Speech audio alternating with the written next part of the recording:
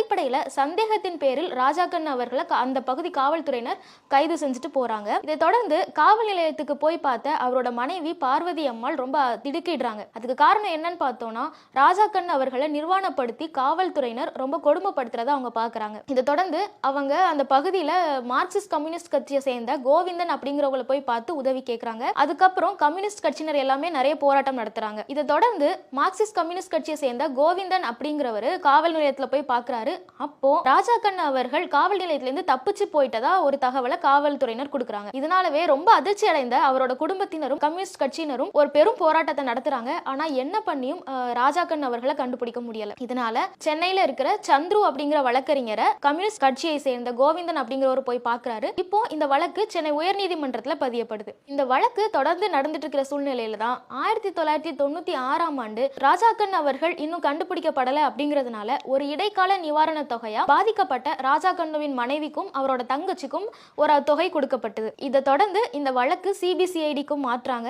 அப்படி சிபிசிஐடிக்கு மாற்றி விசாரிக்கும் போது ராஜாக்கண்ணு அவர்கள் கொல்லப்பட்டுட்டதா ஒரு தகவல் வருது. இந்த நிலையில தான் ராஜாக்கண்ணு அவர்கள் காணாமல் போன வழக்கு கொலை வழக்கா மாற்றப்படுது. இதனால அவரை கைது செஞ்ச காவல் நிலையத்தோட உதவி ஆய்வாளர் டிஎஸ்பி அப்புறம் பொய்யா சாட்சி சொன்ன மருத்துவர் உள்ளிட்ட 12 பேரை காவல்துறையினர் கைது செய்யறாங்க. இந்த வழக்கும் விருதாச்சலம் விரைவு நீதிமன்றத்துக்கு மாற்றப்படுது. கிட்டத்தட்ட 13 ஆண்டுகள் சட்ட போராட்டத்துக்கு பிறகு அந்த 5 காவலர்களுக்கும் 14 ஆண்டுகள் சிறை தண்டனை வழங்கப்படுது.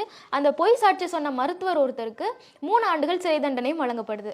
இந்த நிலையில தான் பாதிக்கப்பட்ட பார்வதி அம்மாளும் அவங்களோட குடும்பத்தினரும் தங்களுக்கு முழு இழப்பீடு தொகை, இறுதிக்கட்ட இழப்பீடு தொகையா அரசு ஒரு தொகை தரணும், அவங்க குடும்பத்துல ஒருத்தங்களுக்கு அரசு வேலையும் கொடுக்கணும் அப்படின்னு சென்னை உயர்நீதிமன்றத்தில் முறையிட்டு இருந்தாங்க. அந்த வழக்குல தான் சென்னை உயர்நீதிமன்றம் தமிழ்நாடு அரசோட நிலைப்பாடு என்ன அப்படின்னு கேட்டு இன்னைக்கு ஒரு தீர்ப்பளிச்சிருக்காங்க.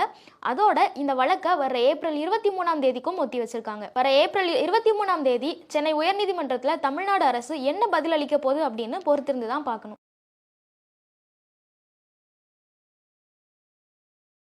ஜெய் பீம் திரைப்படத்தையும் அது ஏற்படுத்தின தாக்கத்தையும் நம்ம யாராலையுமே இன்னும் மறந்திருக்க முடியாது. அந்த படத்தோட நிஜ சம்பவமான கடலூர் ராஜாக்கண்ணு அவர்களோட கொலை வழக்கு சம்பந்தமா ஒரு முக்கியமான தீர்ப்பை இன்னைக்கு சென்னை உயர்நீதிமன்றம் வழங்கியிருக்காங்க. அந்த வழக்குல பாதிக்கப்பட்ட ராஜாக்கண்ணு அவர்களோட குடும்பத்துக்கு இறுதிக்கட்ட இழப்பீடு வழங்குறது குறித்து தமிழ்நாடு அரசோட நிலைப்பாடு என்ன அப்படின்னு நீதிமன்றத்துக்கு தெரிவிக்கணும் அப்படின்னு சென்னை உயர்நீதிமன்றம் இன்னைக்கு உத்தரவிட்டிருக்காங்க. ஏற்கனவே கடந்த 1996ஆம் ஆண்டு பாதிக்கப்பட்ட ராஜாக்கண்ணு அவர்களோட குடும்பத்துக்கு இடைக்கால இழப்பீடு தொகை வழங்கப்பட்டது. அதன்படி ராஜாக்கண்ணு அவரோட மனைவி பார்வதி அம்மாள் அவங்களுக்கு ரூபாய் 2,65,000 அவரோட தங்கச்சி ஆச்சி அப்படிங்கிறவங்களுக்கு 50,000 இழப்பீடா வழங்கியிருந்தாங்க. இது தொடர்ந்து இறுதிக்கட்ட இழப்பீடு எங்களுக்கு வேணும் அப்படின்னும் அந்த குடும்பத்தில் ஒருத்தங்களுக்கு அரசு வேலை கொடுக்கணும் அப்படின்னும் ஒரு வீடு மனைக்கான பட்டா கொடுக்கணும் அப்படின்னும் அந்த குடும்பத்தை சேர்ந்தவங்க நீதிமன்றத்தில் முறையிட்டு இருந்தாங்க. அதன் தொடர்ச்சியாக தான் சென்னை உயர்நீதிமன்றம் இன்னைக்கு இந்த தீர்ப்பை வழங்கியிருக்காங்க. கடந்த 2021ஆம் ஆண்டு ஜெய் பீம் திரைப்படம் வெளியான பிறகுதான் இந்த வழக்கும் இதோட பின்னணியும் பலராலும் பேசப்பட்டது. அதே நேரத்தில் இந்த திரைப்படம் வெளியான பிறகு இது தொடர்பான சர்ச்சைகளும் நிறையவே எழுந்துச்சு. நிறைய மக்கள் ராஜாக்கண்ணு அவர்களுக்கு நடந்த கொடுமையை பார்த்து ரொம்ப அதிர்ச்சி அடைஞ்சும் அது ரொம்ப தவறு அப்படின்னும் பேசப்பட்டது. அதே நேரத்தில் ஒரு சில சமூகத்தினர் தங்களோட சமூகத்தை பற்றி தவறாக காட்டிட்டதாகவும் இந்த ஜெய் பீம் திரைப்படத்தை மேல குற்றம் சாட்டினாங்க. நீதிமன்றங்கள்ல கூட வழக்கு தொடர்ந்தாங்க. இதையெல்லாம் தாண்டி கடந்த 2021ஆம் ஆண்டு இந்த திரைப்படம் ரிலீஸ் ஆன பிறகு சூர்யா அவர்கள் பாதிக்கப்பட்ட இந்த பார்வதி அம்மாள் அவங்கள நேரில் சந்திச்சு அவரோட சார்பா ரூபாய் 10 லட்சமும் அவரோட தயாரிப்பு நிறுவனமான 2D என்டர்டைன்மெண்ட்ஸ் சார்பா 5 லட்சமும் அந்த பார்வதி அம்மாள் அவங்களுக்கு வழங்கியிருந்தாரு. இந்த ராஜாக்கண்ணு அவர்களோட கொலை வழக்கு என்ன அப்படிங்கிறது இந்த ஜெய் பீம் திரைப்படத்தை பார்த்த எல்லாருக்குமே தெரிஞ்சிருக்கும்.